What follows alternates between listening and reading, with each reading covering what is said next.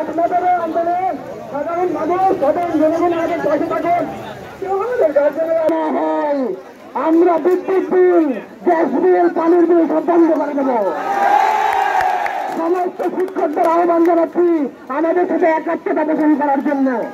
আগামীকাল আন্দোলনে শিক্ষার্থীরা নিজেদের আইডি কার্ড নিয়ে আসবেন। আগামীকাল সকল শিক্ষার্থীরা নিজেদের পরিবারকে নিয়ে আন্দোলনে অংশগ্রহণ করবেন। আজকের আন্দোলনের পরে আমাদের কোন ভাইকে যদি মামলা দিয়ে হয়রানি করা হয়, আগামীকাল থানা ঘেরাও করা হবে।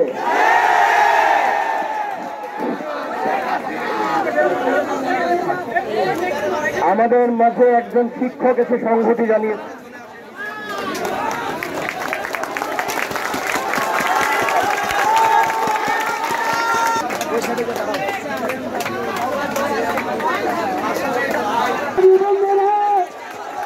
আমি স্বৈরাচার বিরোধী আন্দোলনের কল্যাণ পরিষদের অন্যতম নেতা ছিলাম। বাংলাদেশ প্রাথমিক শিক্ষক সমিতির নওগাঁ জেলা শাখার সভাপতি আপনাদের সঙ্গে একত্রতা ঘোষণা করছে। যতদিন সংঘাত প্রতিষ্ঠা করবে আমি আপনাদের সঙ্গে আছি। এই লড়াইয়ের ময়দানে আপনারা লড়াই চালিয়ে দেন। আপনাদের বিজয় অনিবার্য, আপনাদের বিজয় অনিবার্য। সংগ্রাম দীর্ঘজীবী হোক। ধন্যবাদ সরকার।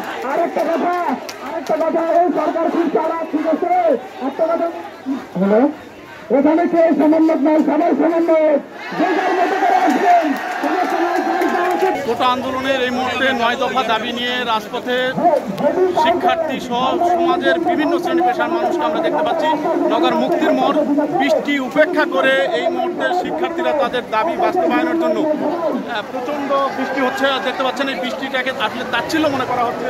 এই বৃষ্টিকে পরোয়া না করে কোটা আন্দোলনকারীরা এই মুহূর্তে তাদের যে দাবিগুলো রয়েছে এই দাবি বাস্তবায়নের জন্য অসংখ্য নানা শ্রেণী পেশার মানুষের উপস্থিতি আমরা দেখতে পাচ্ছি।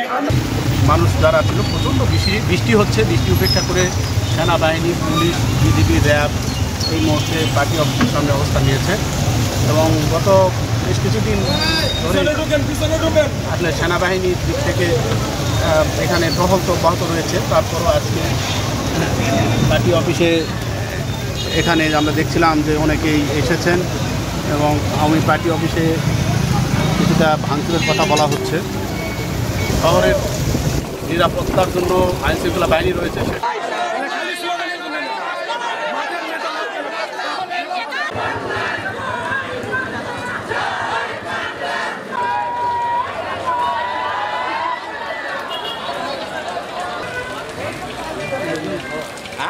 গুলি হয়নি।